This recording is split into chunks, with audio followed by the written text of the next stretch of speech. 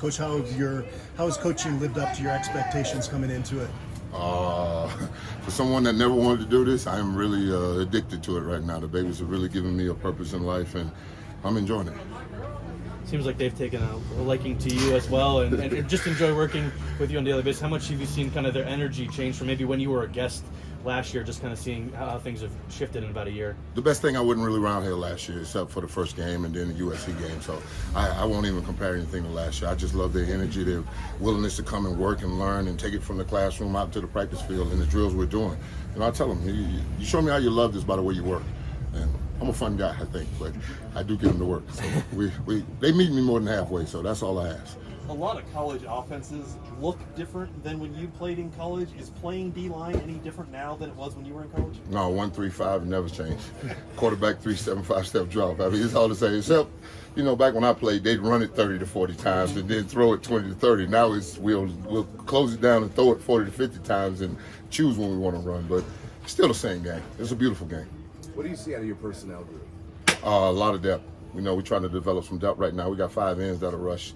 I tell them we got 5 ends on a 2-lane highway, so y'all better fight for those reps because they're going to go fast. They're going to go fast. And inside, we just building depth and, want the guys to be nice and solid because the one thing that I did see last year before I turned the TV off was we couldn't stop the run, and that won't happen with me here.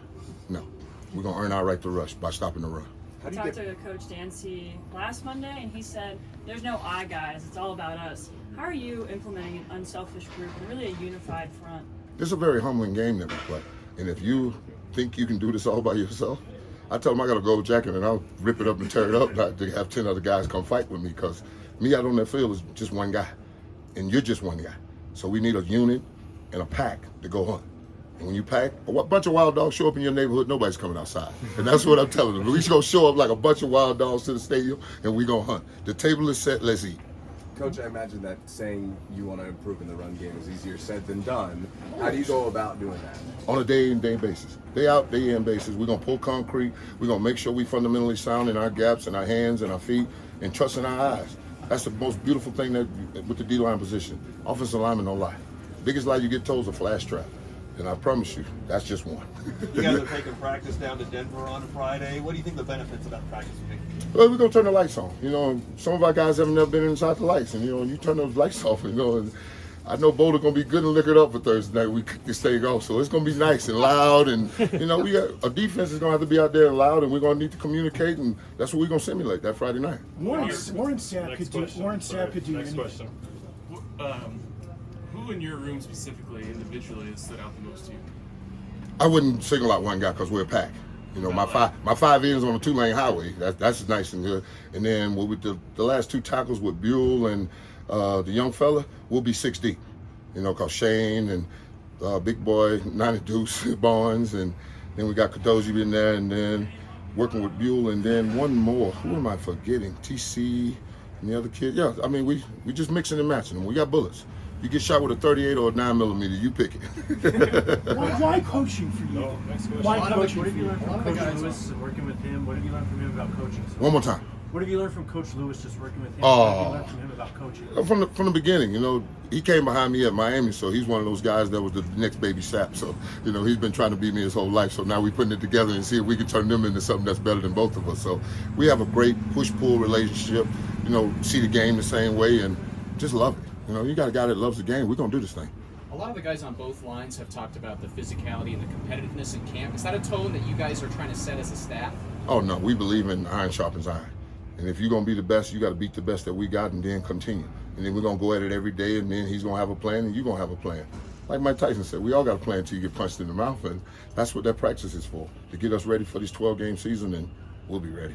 All that knowledge that you gained as a player, did that come flooding back, kind of like riding a bike once you got back on the grass, or did that take some time? No, coaching's a whole different thing. When I'm leading the champ, this is the first time I'm going for a championship that I'm not leading. And that's a beautiful thing that now I have to relinquish the wheel and let somebody else drive. It's a beautiful thing to, watch my kids day in and day out get a little better. I'm watching Shane come alive because now he's trusting the process, When you come and you go slap, club, rip, and they've never done it, I've been in 90 days. I'm thinking 120, we'll get it right. You know what I'm saying? So we just going at it each and every day. And the best part about it is I'm learning every day.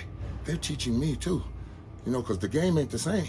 It's a different game, and the way I played it, I can't play it like that anymore. So we just mixing and matching and doing it the right. It's 21st century football. So I'm learning, they learning, and we're going to learn together. What would you say the biggest thing so far you've learned about just how the game has changed?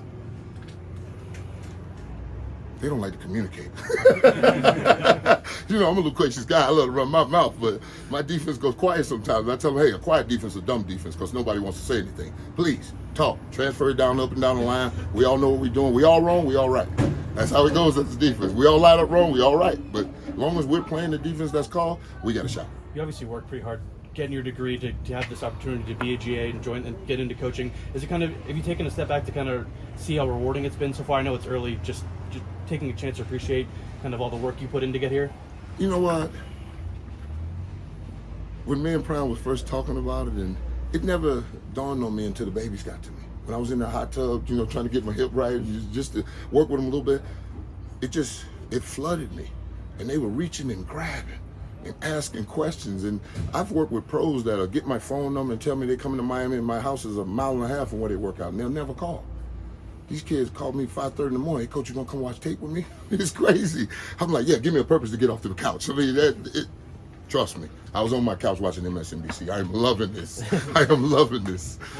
What would success look like for you as a coach? What's what? What would success look like for you as a coach? The seeds that I put into them blossom into those beautiful mountains that come out in the summer, Colorado summer. You know how those purples and yellows and everything come out? That's what I want after this year. The seeds that me and D-Lou and Dancy put into them, I want to see them blossom into flowers because it's a beautiful thing when you see your kids doing what they're doing. All right, thanks, Coach. Y'all be good, baby. All right.